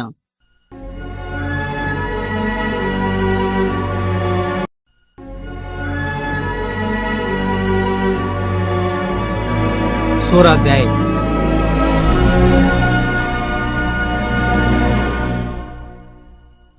तब मन्दिरबाट आएको एउटा चर्को स्वरले 7 स्वर्गदूतलाई यसो भनिरहेको मैले सुने, तिमीहरू जाओ र परमेश्वरका क्रोधका 7 कचौरा पृथ्वीमाथि खन्याओ। तब पहिलो स्वर्गदूतले गएर आफ्नो कचौरो पृथ्वीमाथि खन्याए र त्यसले गर्दा त्यस पशुको छाप हुने र त्यसको मूर्तिलाई पुज्ने मानिसहरूलाई घिनलाग्दा र दुख्ने घाउ खटिरा निस्के। दोस्रो स्वर्गदूतले आफ्नो कचौरो समुद्रमा खन्याए र त्यो मरेका मानिसको रगत जस्तै भयो। अनि समुद्रमा भएका सबै जीवित प्राणीहरू मरे। अनि तेस्रो स्वर्गदूतले आफ्नो कचौरो नदीहरू र पानीका मूलहरूमा खन्याए र ती रगतै भइहाले। तब पानीको जिम्मा लिने स्वर्गदूतले यसो भनिरहेका मैले सुने, तपाईँ आफ्ना इन्साफमा न्यायी हुनुहुन्छ, तपाईँ जो हुनुहुन्थ्यो हे पवित्र परमेश्वर, किनभने यसरी नै तपाईँले इन्साफ गर्नुभएको छ। किनकि तिनीहरूले सन्तहरू र अगमवक्ताहरूको रक्तपात गरेका छन् र तपाईँले तिनीहरूलाई रगत पिउन दिनुभएको छ, त्यो तिनीहरूले पाउनै पर्ने हो। तब वेदीले यसो भनिरहेको मैले सुने, हो परमप्रभु परमेश्वर सर्वशक्तिमान, तपाईँका इन्साफ सत्य र न्यायसङ्गत छन्। त्यसपछि चौथो स्वर्गदूतले आफ्नो कचौरो सूर्यमाथि खन्याए र मानिसहरूलाई अग्निले डढाउने अनुमति सूर्यलाई दिइयो। मानिसहरू प्रचण्ड तापले डढे र तिनीहरूले ती विपत्तिहरूमाथि अधिकार भएका परमेश्वरको नाउँको निन्दा गरे, तर तिनीहरूले पश्चाताप गर्न र उहाँलाई महिमा दिन इन्कार गरे। अनि पाँचौं स्वर्गदूतले आफ्नो कचौरो त्यस पशुको सिंहासनमा खन्याए र त्यसको राज्यमा अन्धकार छायो र वेदनामा मानिसहरूले आफ्नो जिब्रो टोके। तिनीहरूका वेदना र घाउ खटिराले गर्दा तिनीहरूले स्वर्गका परमेश्वरलाई सरापे, तर आफूले गरेका कुकर्मबाट पश्चाताप गर्न तिनीहरूले इन्कार गरे। तब छैटौं स्वर्गदूतले आफ्नो कचौरो महानदी युफ्रेटिसमा खन्याए र नदीको पानी सुकिहाल्यो र पूर्वबाट आउने राजाहरूका निम्ति मार्ग तयार भयो। तब मैले अजिङ्गरको मुखबाट, त्यस पशुको मुखबाट र झुटो अगमवक्ताको मुखबाट भ्यागुताहरू जस्ता तीनवटा घृणित आत्माहरू निस्किरहेका देखे। तिनीहरू चमत्कार देखाउने दुष्ट आत्माहरू हुन्। तिनीहरू समस्त संसारका राजाहरू कहाँ जाँदछन् र सर्वशक्तिमान परमेश्वरको महान दिनमा युद्ध गर्नलाई तिनीहरूलाई भेला गर्छन्। हेर, म चोर जस्तै आउनेछु। त्यो धन्य हो जो जागा रहन्छ र आफ्नो वस्त्रको रक्षा गर्छ, नत्र त त्यो नाङ्गै हिँड्नेछ र त्यसको नग्नता देखिनेछ। तिनीहरूले राजाहरूलाई त्यस ठाउँमा भेला गरे जसलाई हिब्रू भाषामा आर मागेडोन भनिन्छ। अनि सातौं स्वर्गदूतले आफ्नो कचौरा हावामा खन्याए र मन्दिरको सिंहासनबाट यसो भन्ने एउटा चर्को आवाज निस्कियो, अब सिद्धियो। तब बिजुली चम्के, आवाजहरू र मेघ गर्जनहरू भए र भयानक भूकम्प गयो। यति भयानक भूकम्प कि पृथ्वीमा मानिसहरूको उत्पत्ति भएदेखि यसो कहिले गएको थिएन। त्यो महानगरी 3 भागमा टुक्रा टुक्रा भयो र देश देशका सहरहरू ध्वंस विध्वंस भए। परमेश्वरलाई महान बेबिलोनको याद आयो र उहाँले आफ्नो क्रोधको भयानक मध्यले भरिएको कचौरो त्यसलाई पिउन दिनुभयो। अनि हरेक टापु लोप भएर गयो र पहाडहरू बेपत्ता भए। 100 किलोग्रामका असिना मानिसहरूमाथि ओइरिन लागे र मानिसहरूले असिनाका विपत्तिको कारण परमेश्वरलाई सराप्न लागे, किनकि यो विपत्ति अति भयानक थियो।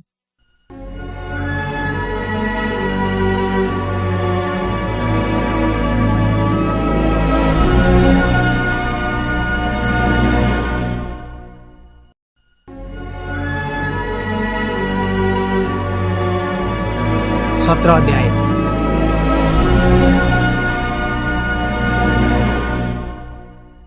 ती 7 कसोरा लिने 7 स्वर्गदूतहरू मध्ये एकजनाले म कहाँ आएर मलाई भने, यता आऊ, म तिमीलाई धेरै पानीहरूमा बसेकी त्यस महावेश्यालाई दिएको इन्साफ देखाउनेछु। त्यससँग पृथ्वीका राजाहरूले व्यभिचार गरेका छन् र पृथ्वीका बासिन्दाहरू त्यसका व्यभिचारको मध्यले मातेका छन्। अनि तिनले मलाई आत्मामा बोकेर एउटा उजाड स्थानभित्र लगे। त्यहाँ 7वटा शिर र 10वटा सिंह भएको ईश्वर निन्दाका नाङ्गोले भरिपूर्ण भएको चहकिलो रातो रङको पशुमाथि बसेकी एउटी स्त्रीलाई मैले देखेँ। त्यस स्त्रीले बैजनी र चहकिलो रातो लुगा लगाएकी थिए, अनि त्यो सुन, रत्न र मोतीहरूले सिँगारिएकी थिए र घिनलाग्दा कुरा अर्थात् त्यसका व्यभिचारका अशुद्ध कुराहरूले भरिएको एउटा सुनको प्याला हातमा लिएकी थिए। त्यसको निधारमा एउटा नाउँ लेखिएको थियो, रहस्य, पृथ्वीका वेश्याहरू र घिनलाग्दा कुराहरूकी आमा महान बेबिलोन। अनि मैले त्यस स्त्रीलाई सन्तहरूको रगत र येशूका शहीदहरूको रगत पिएर मातेकी देखेँ। त्यसलाई देखेर म साह्रै अचम्मित भएँ। तब ती स्वर्गदूतले मलाई भने, तिमी किन अचम्म मान्दछौ? त्यो स्त्री र त्यसलाई बोक्ने 7 शिर र 10 सिंह भएको पशुको रहस्य म तिमीलाई बताउनेछु। तिमीले देखेको त्यो पशु एक समय थियो, तर अब छैन, र सर्वनाशमा जान अतल कुण्डबाट त्यो माथि उक्लन लागेको छ। अनि पृथ्वीका बासिन्दाहरू जसका नाउँ संसारको उत्पत्तिदेखि जीवनको पुस्तकमा लेखिएका छैनन्, तिनीहरू त्यस पशुलाई देखेर अचम्म मान्नेछन्, किनकि त्यो एक समय थियो तर अब छैन र पछि आउनेछ। बुद्धिमत्ता यसैमा छ कि 7 शिर 7 पर्वतहरू हुन् जसमाथि त्यो स्त्री बसेकी छे। तिनीहरू 7 राजाहरू पनि हुन्। 5 जनाको पतन भइसकेको छ, एउटा चाहिँ छँदैछ र अर्को अझै आएको छैन। त्यो आएपछि केही समयको लागि मात्र रहनुपर्छ। त्यो पशु जो एक समय थियो तर अब छैन त्यो चाहिँ 8औं हो। 7 मध्येको त्यो एक हो, तर त्यसको सर्वनाश हुनेछ। तिमीले देखेका ती 10 वटा सिंह चाहिँ 10 राजाहरू हुन् जसले अहिलेसम्म राजकीय शक्ति पाएका छैनन्, तर तिनीहरूले त्यस पशुसँग छोटो समयको निम्ति राजाकै अधिकार पाउनेछन्। तिनीहरू एकै मनका छन् र तिनीहरूले आफ्नो शक्ति र अधिकार त्यस पशुलाई सुम्पनेछन्। तिनीहरूले थुमाको विरुद्धमा युद्ध गर्नेछन् र थुमाले तिनीहरूलाई जित्नुहुनेछ, किनकि उहाँ प्रभुहरूका प्रभु र राजाहरूका राजा हुनुहुन्छ। उहाँको साथमा हुनेहरू चाहिँ बोलाइएका, चुनिएका र विश्वासयोग्य हुन्। ती स्वर्गदूतले मलाई भने, तिमीले देखेका ती पानीहरू जहाँ त्यो बेस्या बसेकी छे ती चाहिँ मानिसहरू, भीडहरू, जातिहरू र भाषाहरू हुन्। अनि तिमीले देखेका ती 10 सिंह र त्यस पशुले त्यस बेस्यालाई घृणा गर्नेछन् र त्यसलाई एक्लो र नाङ्गो पार्नेछन्, त्यसको मासु खानेछन् र त्यसलाई आगोमा भस्म पारिदिनेछन्। किनकि परमेश्वरको वचन पूरा नहुन्जेल एक मनका भई तिनीहरूले आफ्नो राजकीय शक्ति त्यस पशुलाई दिएर उहाँको अभिप्राय पूरा गर्न परमेश्वरले तिनीहरूका हृदयमा यो विचार हालिदिनुभयो। तिमीले देखेको त्यो स्त्री चाहिँ त्यो महानगरी हो जसले पृथ्वीका राजाहरूमाथि प्रभुत्व गर्छ।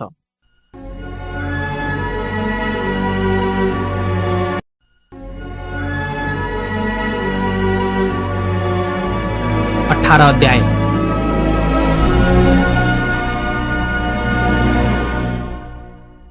यसपछि ठूलो अधिकार भएका अर्का एउटा स्वर्गदूत स्वर्गबाट तल आइरहेका मैले देखेँ। तिनको वैभवले पृथ्वी उज्यालो भयो। तिनले यसो भनेर शक्तिशाली स्वरले कराए, महानगरी बेबिलोनको पतन भयो। यो महानगरी भूतहरूको वासस्थान, हरेक अशुद्ध आत्मा र हरेक अशुद्ध तथा घृणित पक्षीको अखडा भएको छ।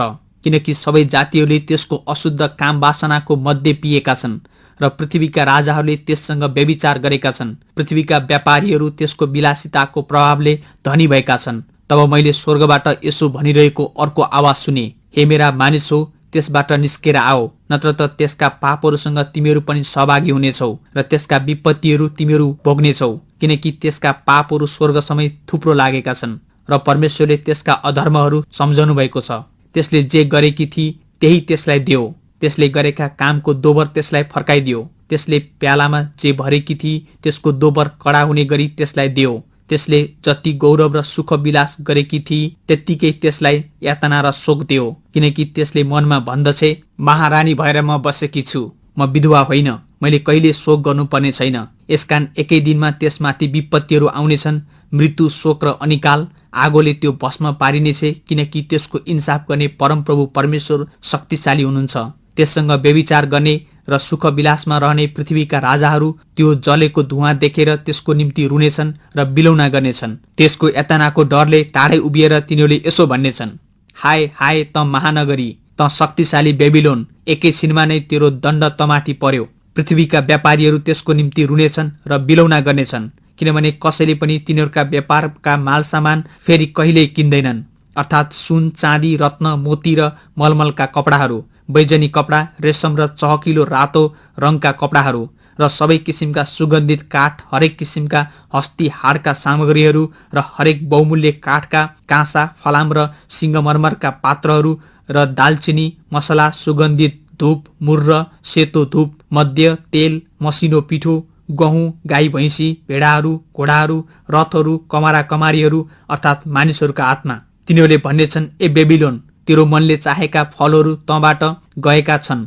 सबै स्वादिष्ट भोजनहरू र समस्त चमक दमक तैँले गुमाइस् र ती फेरि कहिले प्राप्त हुने छैनन्।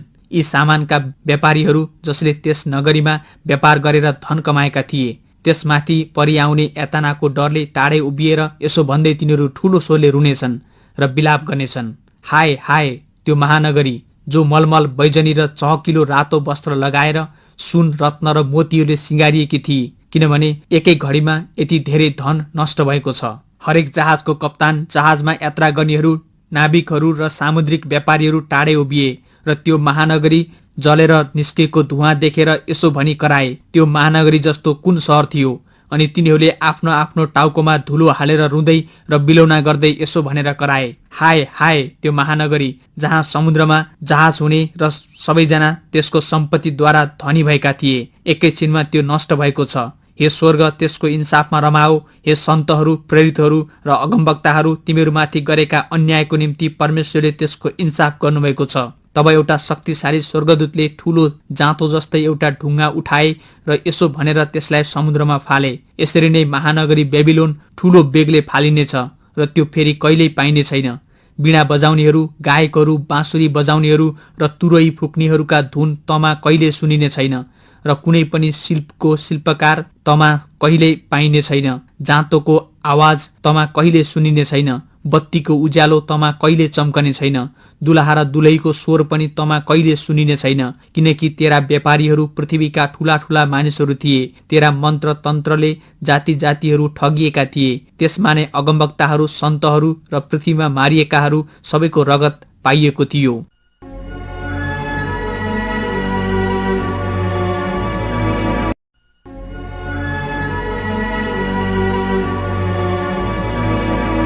अध्याय।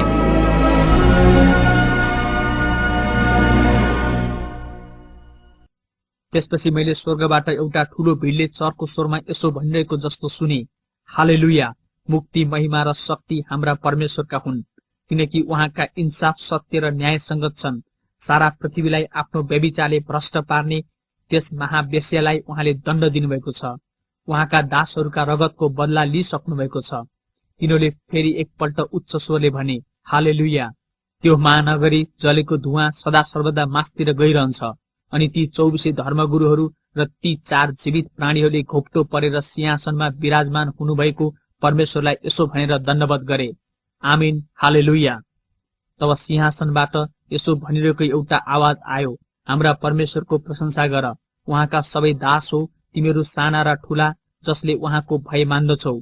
त्यसपछि एउटा ठूलो भीड़को स्वर जस्तो मैले सुने, उर्लदो पानीहरूको आवाज र धेरै शक्तिशाली मेघ गर्जनको आवाज जस्तो मैले सुने, जसले यसो भनिरहेको थियो, हालेलुया, किनकि परमप्रभु हाम्रा परमेश्वर सर्वशक्तिमानले राज्य गर्नुहुन्छ। हामी रमाऊ र अत्यन्त खुसी हौं र उहाँलाई महिमा दियौं, किनकि थुमाका विवाहको दिन आएको छ र उहाँकी दुलै स्वयं तयार भएकी छिन्। चहकिलो र स्वच्छ मलमलको वस्त्र पहिरन तिनलाई दिइयो। चहकिलो मलमलको वस्त्र सन्तहरूका धार्मिक कार्य हुन्। अनि ती स्वर्गदूतले मलाई भने, यो लेख, थुमाका विवाहको भोजमा निमन्त्रणा पाउनेहरू धन्यका हुन्। तिनले फेरि मलाई भने, परमेश्वरका सत्य वचनहरू यिनै हुन्। अनि तिनलाई दण्डवत गर्न म तिनको पाउमा घोप्टो परे। तर तिनले मलाई भने, तिमीले मलाई यसो गर्नु हुँदैन। म येशूको गवाही कायम राख्ने तिम्रा भाइहरूको र तिम्रो सङ्गी दास मात्र हुँ। परमेश्वरलाई दण्डवत गर, किनकि येशूको गवाही अगमवाणीको आत्मा हो। मैले स्वर्ग उग्रेको देखेँ र त्यहाँ एउटा सेतो घोडा थियो। त्यसमाथि सवार हुनुहुने विश्वास योग्य र सत्य कहलाइनुहुन्छ। धार्मिकतामा उहाँले इन्साफ र युद्ध गर्नुहुन्छ। उहाँका आँखा आगोका ज्वाला जस्ता थिए र उहाँका शिरमा धेरै राजमुकुट थिए। उहाँमा एउटा नाउँ अंकित थियो, जो उहाँलाई बाहेक अरू कसैलाई थाहा थिएन। उहाँले रगतमा चोबलिएको पोसाक पहिरनु भएको थियो र उहाँको नाउँ परमेश्वरको वचन थियो। स्वर्गका सेनाहरू सेता र स्वच्छ मलमलका वस्त्र पहिरी सेता घोडाहरूमा चढेर उहाँको पछि पछि लागे। जाति जातिहरूलाई प्रहार गर्न उहाँको मुखबाट धारिलो तरबार निस्कन्छ र उहाँले फलामको डण्डाले तिनीहरूमाथि शासन गर्नुहुनेछ। सर्वशक्तिमान परमेश्वरका क्रोधको दागकुण्ड उहाँले कुल्चनुहुन्छ। उहाँका पोसाक र तिग्रामा राजाहरूका राजा र प्रभुहरूका प्रभु अंकित छ। तब मैले एउटा स्वर्गदूत सूर्यमा उभिरहेका देखेँ। तिनले मध्य आकाशमा उड्ने सबै पक्षीहरूलाई चर्को स्वरले यसो भने, आओ, परमेश्वरको ठूलो भोजमा भेला हो। तिमीहरूले राजाहरू, कप्तानहरू, शक्तिशाली मानिसहरू र घोडाहरू र तीमाथि सवार हुनेहरू, फुक्का र कमारा कमारीहरू, ठूला र साना सबैको मासु खानेछौ। अनि घोडामा सवार हुने र उहाँका सेनाहरूका विरुद्धमा युद्ध गर्न त्यो पशु र पृथ्वीका राजाहरू र तिनका सेनाहरू भेला भएका मैले देखेँ। तब त्यो पशु र त्यसको उपस्थितिमा अचम्म काम गर्ने झुटो अगमवक्ता दुवै पक्राउ परे। यी अचम्मका कामहरूद्वारा त्यस झुटो अगमवक्ताले त्यस पशुको छाप लिने र त्यसको मूर्तिको पूजा गर्नेहरूलाई बहकाएको थियो। यी दुवै जलिरहेको गन्धकको अग्निकुण्डमा जिउँदै फालिए। बाँकी रहेकाहरू चाहिँ घोडामाथि सवार हुनुहुनेको मुखबाट निस्केको तरवारद्वारा मारिए र सबै पक्षीहरूले तिनका मासु अगाउन्जेल खाए।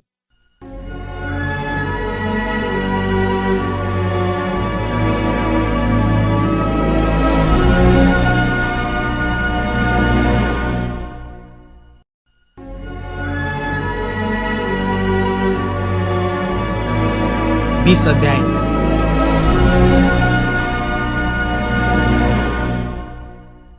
त्यसपछि अतल कुण्डको साँचो र एउटा ठूलो साङ्लो हातमा लिएका एउटा स्वर्गदूत स्वर्गबाट ओर्लेर आएका मैले देखेँ। तिनले त्यो अजिङ्गर, त्यो प्राचीन सर्प जो दियावलस वा शैतान हो, त्यसलाई पक्रे अनि 1000 वर्षका निम्ति बाँधेर राखे।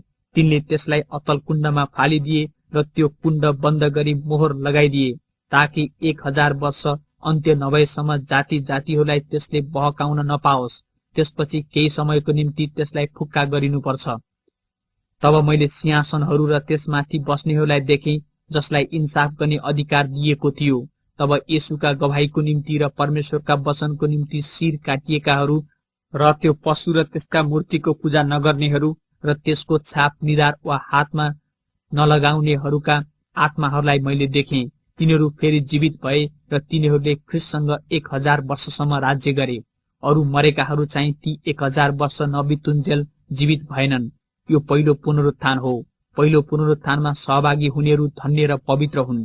यिनीहरूलाई दोस्रो मृत्युको शक्तिले केही गर्न सक्दैन, तर तिनीहरू परमेश्वर र ख्रिस्टका पुजारी भएर उहाँसँग 1000 वर्षसम्म राज्य गर्नेछन्। 1000 वर्ष बितेपछि शैतान त्यसको कैदबाट छोडिनेछ र पृथ्वीका चारै दिशामा भएका देश देशका मानिसहरूलाई बहकाउन अर्थात् गोग र मागोगलाई लडाईँको निम्ति भेला गर्न निस्केर आउनेछ।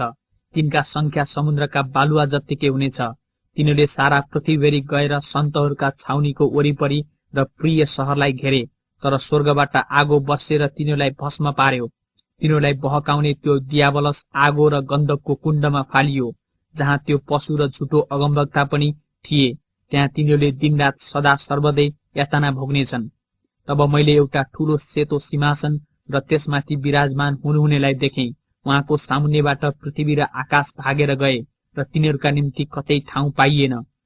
मैले ठूला र साना सबै मृतकहरूलाई सिंहासनको सामुन्ने उभिरहेका देखेँ र पुस्तकहरू खोलिए। अर्को एउटा पुस्तक पनि खोलियो, जो जीवनको पुस्तक हो। ती पुस्तकहरूमा लेखिएका कुरा मुताबिक तिनीहरूका काम अनुसार मृतकहरूको इन्साफ भयो।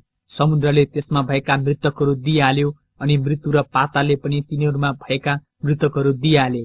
तिनीहरू प्रत्येकको आफ्नो आफ्नो काम अनुसार इन्साफ भयो। मृत्यु र पाताल अग्निकुण्डमा फालिए।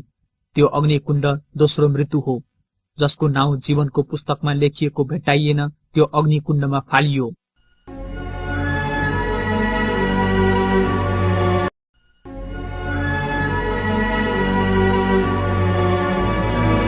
अध्याय।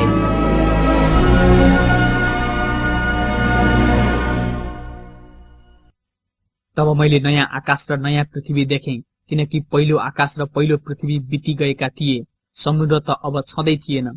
अनि मैले परमेश्वरबाट दुलहाको निम्ति दुलही जस्तै गरी सिंगारिएर तयार पारिराखेकी अर्थात् पवित्र सहर नयाँ यरुशलेम स्वर्गबाट तलतिर झरिरहेको देखेँ। सिंहासनबाट यसो भन्ने एउटा चर्को स्वर मैले सुने, तेरो परमेश्वरको बास मानिसहरूसँग भएको छ।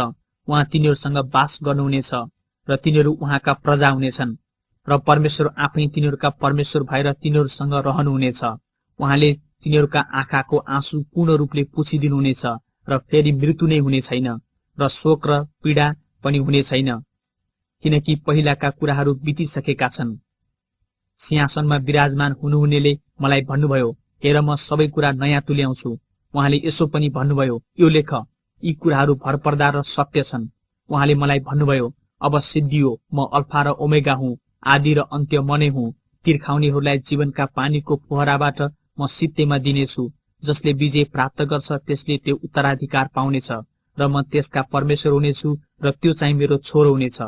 तर डरपोकहरू, अविश्वासीहरू, घिनलाग्दा भएकाहरू, हत्याराहरू, व्यभिचारीहरू, जादुगरहरू, मूर्ति पूजकहरू र झुटा बोल्नेहरू सबैको हिस्सा आगो र गन्धक दन्कने कुण्डमा हुनेछ। त्यो दोस्रो मृत्यु हो। तब ती 7 अन्तिम विपत्तिले भरिएका 7 कचौरा हुने 7 स्वर्गदूतहरूमध्ये एकजना आएर मलाई यसो भने, आऊ म तिमीलाई थुमाकी पत्नी उहाँकी दुलै देखाउनेछु। तिनले मलाई पवित्र आत्मामा एउटा ठूलो र उच्च पर्वतमा लगे र परमेश्वरबाट स्वर्गदेखि तलतिर झरिरहेको पवित्र सहर यरुशलेम मलाई देखाए। त्यसमा परमेश्वरको महिमा थियो र त्यसको चमक बहुमूल्य रत्नहरू तथा बिल्लोर स्फटिक जस्तो चहकिलो थियो। त्यसको वरिपरि ठूलो र अग्लो पर्खाल थियो र त्यसमा 12 ढोका थिए। ढोकाहरूमा 12 स्वर्गदूत थिए। ती ढोकाहरूमा इस्राएलका 12 कुलका नाउँ लेखिएका थिए। पूर्वमा 3 ढोकाहरू, उत्तरमा 3, दक्षिणमा 3 र पश्चिममा 3 ढोकाहरू थिए। सहरको पर्खालका 12 जग थिए। ती माथि थुमाका 12 प्रेरितहरूका नाउँ लेखिएका थिए। सहर र त्यसका ढोकाहरू र पर्खाल नाग्नलाई मसँग बोल्नेसँग एउटा सुनको नाप्ने टाँगो थियो। त्यो सहर वर्गाकार थियो। त्यसको चौडाइ र लम्बाइ समान थियो। तिनले त्यस टाँगोले नाप्दा त्यो सहर 2400 किलोमिटर थियो। त्यसको लम्बाइ, चौडाइ र उचाइ बराबर थियो। स्वर्गदूतले त्यसको पर्खाल पनि नापे र मानिसले चलाएको नाप अनुसार त्यो 65 मिटर थियो। त्यो पर्खाल बिल्लोरले बनेको थियो र सहर चाहिँ निकुर सुनले बनेको थियो र सफा काँच जस्तै त्यो चम्कन्थ्यो। पर्खालका जगहरू अनेक किसिमका बहुमूल्य रत्नहरूले जडिएका थिए।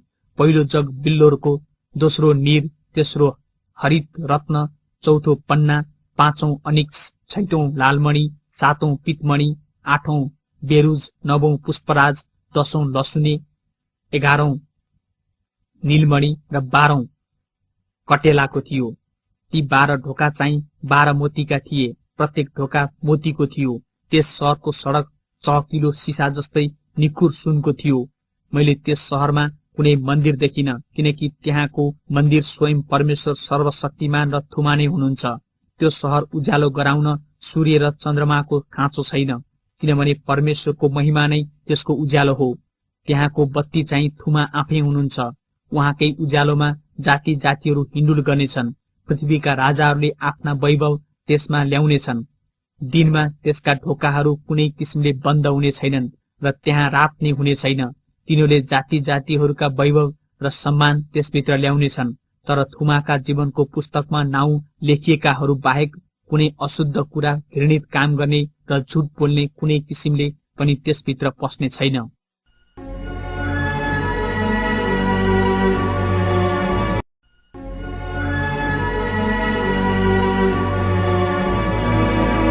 अध्याय।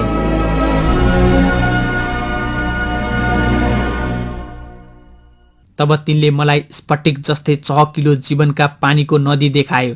त्यो नदी परमेश्वरको र थुमाको सिंहासनबाट निस्की त्यस सहरका सडकको बीचबाट बगिरहेको थियो। त्यस नदीका किनारमा जीवनको वृक्ष थियो, जसले हरेक महिना 12 किसिमका फलहरू दिइरहन्थ्यो। त्यसका पातहरू चाहिँ जाति जातिहरूलाई निको पार्नका निम्ति थिए। अबदेखि उसो त्यहाँ कहिले सराप हुने छैन। परमेश्वर र थुमाको सिंहासन त्यहाँ हुनेछ र उहाँका दासहरूले उहाँको आराधना गर्नेछन्। तिनीहरूले उहाँको मुहार देख्नेछन् र उहाँको नाउँ तिनीहरूका निधारमा हुनेछ। त्यहाँ फेरि रात हुने छैन। तिनीहरूलाई बत्ती वा घामको उज्यालो चाहिने छैन, किनकि परमप्रभु परमेश्वर नै तिनीहरूको उज्यालो हुनुहुनेछ र तिनीहरूले सदा सर्वदै राज्य गर्नेछन्। तिनले मलाई भने, यी वचन भरपर्दा र सत्य छन्। अब चाँडै हुन आउने कुराहरू आफ्ना दासहरूलाई देखाउन परमप्रभु अगमवक्ताहरूका आत्माका परमेश्वरले आफ्ना स्वर्गदूत पठाउनुभयो। हेर, म चाँडै आउँदैछु। यस पुस्तकको अगमवाणीका वचन पालन गर्ने धन्यको हो। यी कुरा सुनेर देख्ने म यूहन्ना हुँ। जब मैले यी कुरा सुनेर देखेँ, तब मलाई यी कुरा देखाउने स्वर्गदूतको पाउमा दण्डवत गर्न म घोप्टो परेँ। तर तिनले मलाई भने, हेर, तिमीले यसो गर्नु हुँदैन। म त तिम्रो र अगमवाणी बोल्ने तिम्रा भाइहरू र यस पुस्तकका वचन पालन गर्नेहरूका सङ्गी दास मात्र हुँ। परमेश्वरलाई दण्डवत गर। तब तिनले मलाई यसो भने, यस पुस्तकको अगमवाणीका वचनमा मोहर नलगाऊ, किनकि समय नजिकै छ। दुष्ट काम गर्नेले दुष्ट काम गरिरहोस्, अश्लील काम गर्नेले अश्लील काम गरिरहोस्, धर्मात्माले धार्मिक काम गरिरहोस् र पवित्र जन चाहिँ पवित्र नै भइरहोस्। हेर, म चाँडै आउँदैछु। हरेक मानिसलाई उसले गरे अनुसार दिने प्रतिफल मसँग छ। म अल्फा र ओमेगा, पहिलो र पछिल्लो, आदि र अन्त्य हुँ। जीवनका वृक्षको हक पाउन र सहरका ढोकाहरूबाट भित्र पस्न पाऊँ भनी आफ्ना वस्त्र धुनेहरू धन्यका हुन्। बाहिर चाहिँ कुकुरहरू, मन्त्रतन्त्र गर्नेहरू, व्यभिचारीहरू, हत्याराहरू, मूर्तिपूजकहरू र असत्य मन पराउने र त्यसै मुताबिक चल्नेहरू रहन्छन्।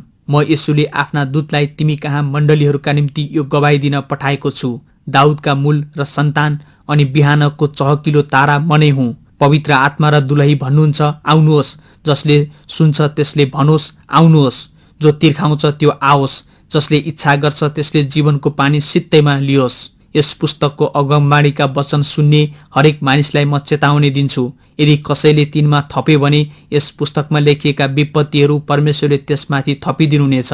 अनि कसैले यस अगमबाणीको पुस्तकका वचनबाट केही घटायो भने यस पुस्तकमा लेखिएका जीवनको वृक्ष र पवित्र सहरबाट त्यसले पाउने हिस्सा परमेश्वरले त्यसबाट खोज्नु